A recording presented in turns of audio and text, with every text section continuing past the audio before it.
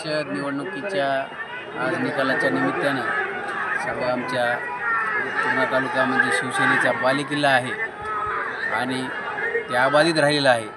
जिल्हा परिषदेला 3 उमेदवार 6 पैकी विजयी झालेले आहेत. येणाऱ्या काळामध्ये खासदार साहेबांच्या नेतृत्वामध्ये राहिलेला अनुशेष भरून काढायचं काम आम्ही तिघंजणं प्रामाणिकपणानं करू. पाण्याचा प्रश्न असेल, आरोग्याचा प्रश्न असेल, प्रामुख्यानं शिक्षणाचा प्रश्न असेल, हे सर्व प्रश्न घेऊन आम्ही जिल्हा परिषद सभागृहात आमच्या तिघांचा आवाज होतो. त्या तिघांसमोर पण मोठे मोठे धनशक्तीवाले विरोधक होते, पण जनसामान्यांचं मत आमच्या बाजूनं होतं. त्याच्यामुळं धनशक्तीचा पराभव होऊन जनशक्तीचा विजय झालेला आहे. हा विजय सर्व शेतकरी आणि कष्टकऱ्यांचा आहे, जे आमच्या सोबत होते शेवटच्या श्वासापर्यंत.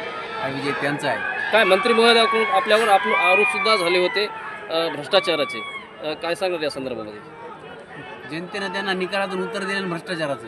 मला 2400 मतं मिळाली त्याच गावात, ज्या गावात सभा झाली का त्या गावात 2400 मतं मिळाली.